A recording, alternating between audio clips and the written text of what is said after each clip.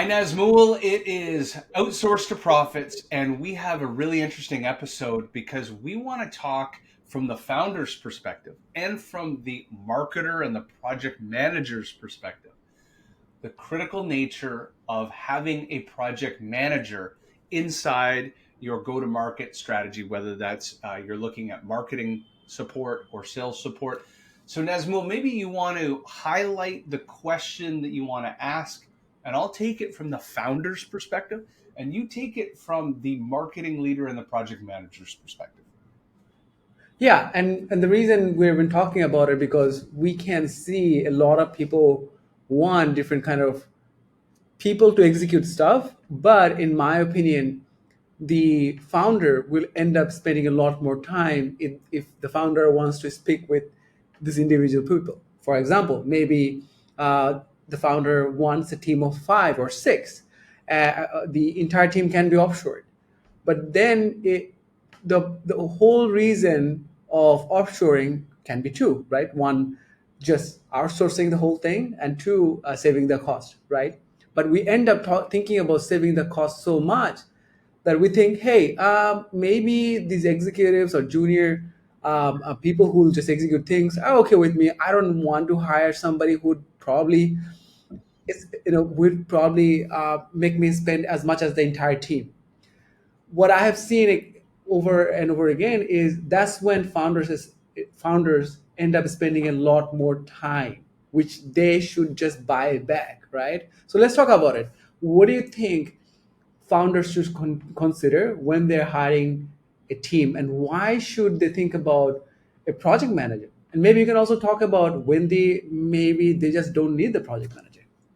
That's a great point. And in fact, you touched on something that I think maybe even I'm guilty of as we help highlight and educate fellow founders and CEOs the importance of offshoring is what was the stemming reason that I did it was I needed to improve profitability and gross margins. So I started to look at offshoring through the lens of zero-based budgeting, through the lens of improving more yield per employee or operational leverage. So what happens is I then go down a rabbit hole and I become fixated on that concept. And so I start looking at headcount and I say, well, that person costs me $60,000 a year, but that equivalent offshoring cost me 15. Fantastic. Saved $45,000 of real profits. And the opportunity cost of that at a multiple of EBITDA equals the lack of sales that I need to generate to churn the same profit. So my mind goes down a deep rabbit hole of financial analysis around hard and soft costs of money. But you made a great point. There is one that we always forget to calculate. It's called opportunity cost. Every moment that I am not focused, and for myself, I'm typically a rainmaker in a professional services firm and a tech enabled services firm. You typically have two different types of owners. You have the rainmaker and you have the IP delivery expert. They're great with customers. They invent new products. They invent new service offerings. They are the intellectual property of the business. Sometimes you get both. Maybe you could say that I am both. So every moment that I am not rainmaking or creating net new IP or polishing the IP that I have already created is actually worth exponentially less than those two functions.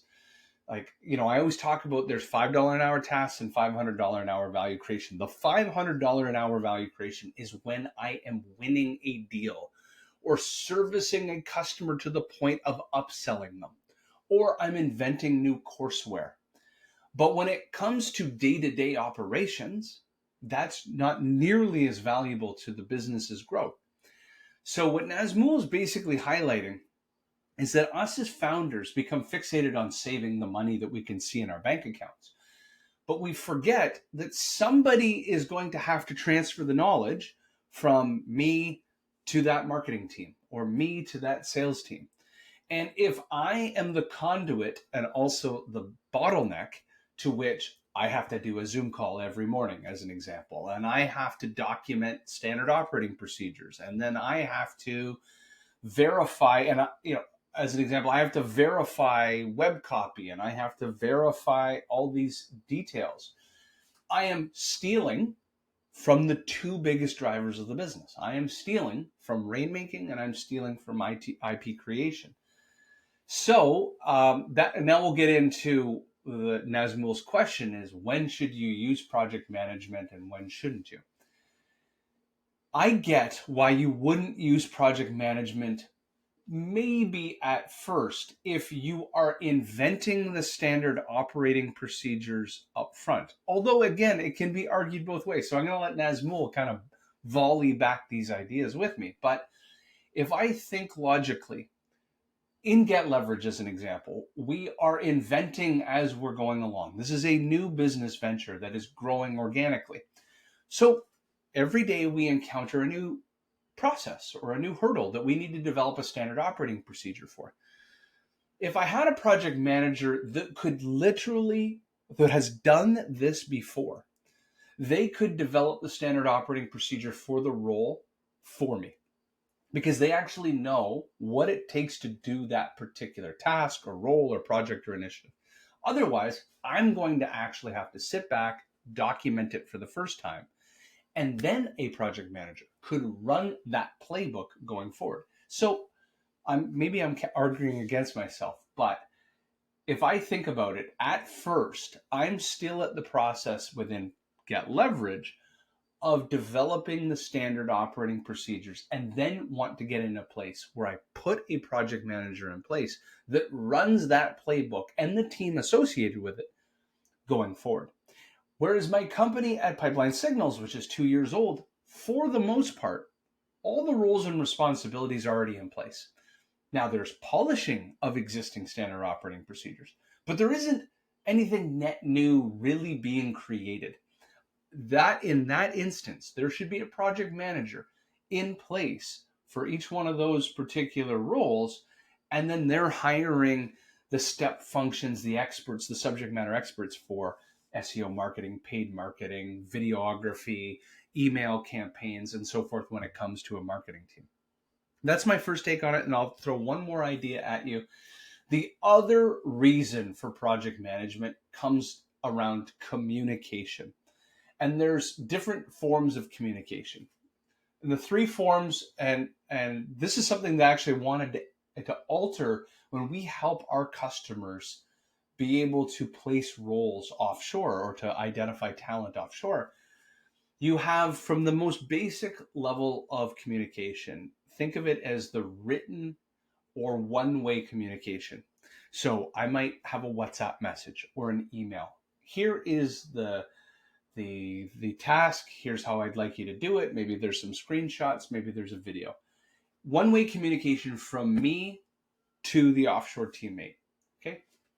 Don't know that you need project management, but when it comes further down to more important types of more important types of communication, where now they're going to have customer facing roles, where there's two forms of customer facing. One, they sit on calls as a subject matter expert to answer questions.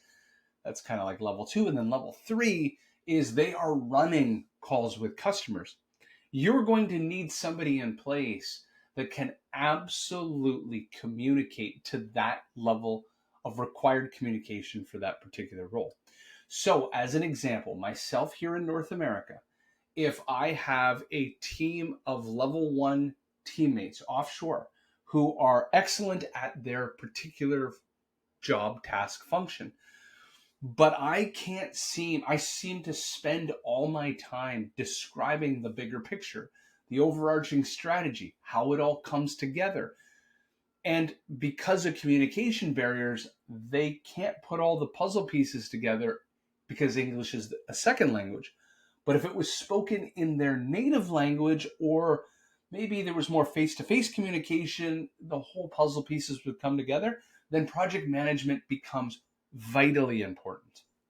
So these are some of my takes. Nazmul, I want to throw it to you, and then let's bat around this idea. You covered everything, Jamie. You literally covered everything. One thing I just want to expand on is the project managers. They go through a lot every single day with the team.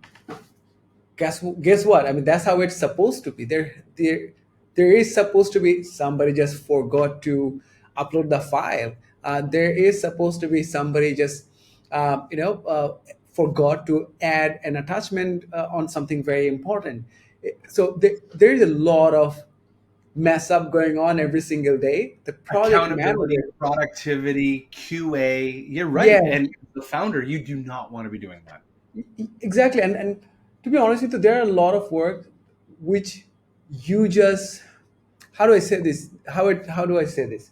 I'm trying to put my thoughts together.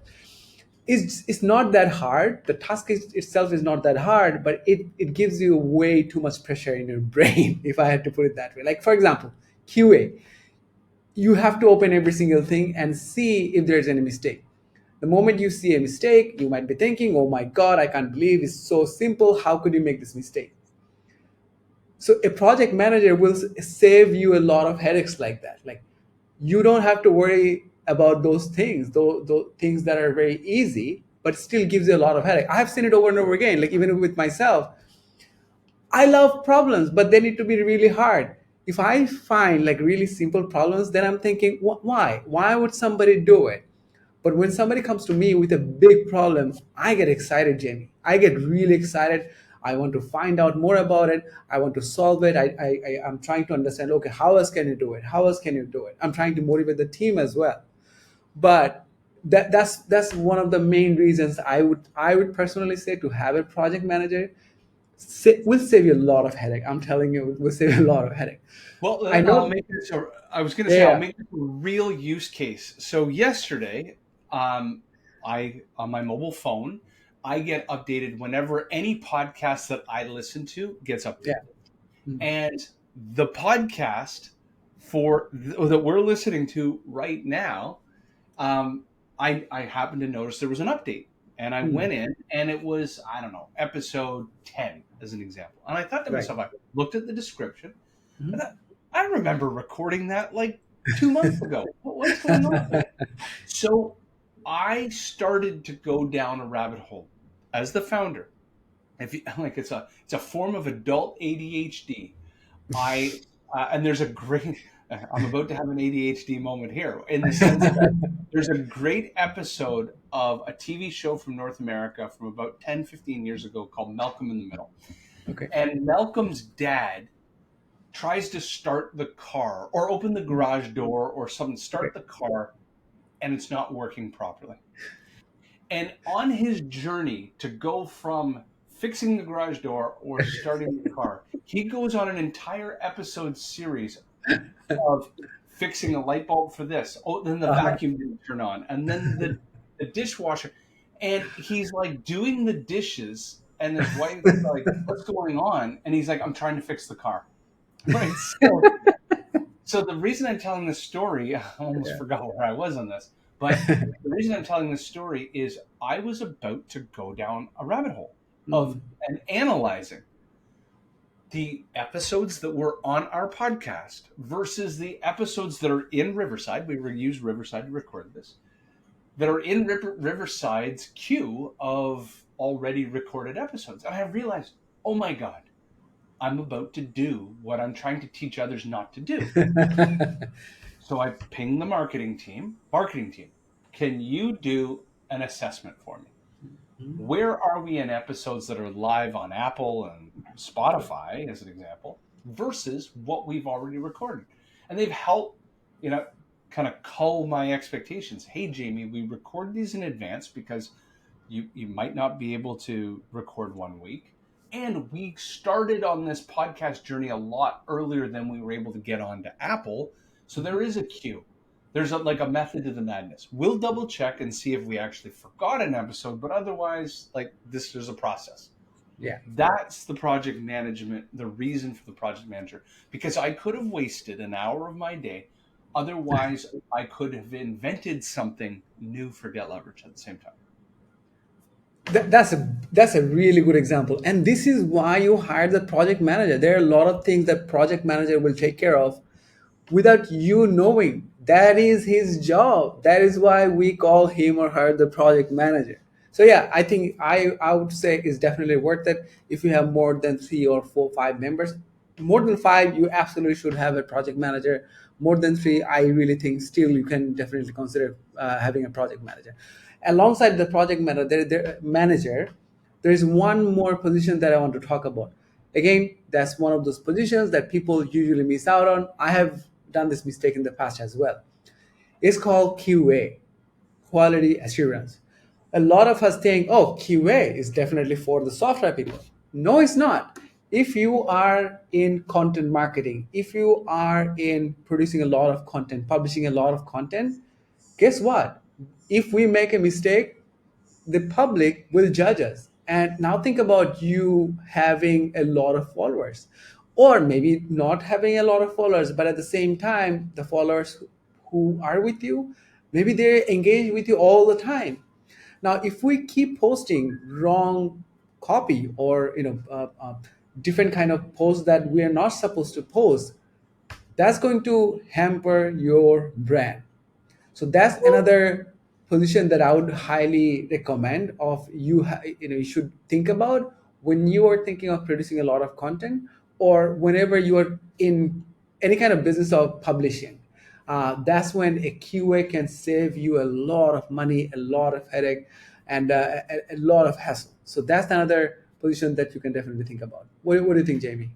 No, I agree. I mean, I even some of my content heroes, so fellow founders who have successful businesses, I've noticed spelling mistakes not just in the copy of their social Mm, post, but inside the video okay. of not the given speech to text that comes with, YouTube or what have you, Yeah, yeah. but their own videographers placed Right. on the screen. So it um, it's helped me with my own expectations because hey, we've had spelling mistakes or we've had Same. grammatical Right. errors. We make And mistakes. I realized, oh, this guy is 10x where I want to be, where I am today, and where I want to be, and they're still making Still mistakes. the same mistakes. Yeah. Yeah, thanks, Jamie. I think we covered something really important where the founders might just miss out on this. So think about hiring a project manager if you want to make a big team, or think about hiring a quality assurance person when you really want to make sure everything that you produce in terms of content or everything else, you hire a quality assurance manager. Thank you so much for Jamie for this episode. I really think this will help a lot of people. Until next time, see you on the next episode.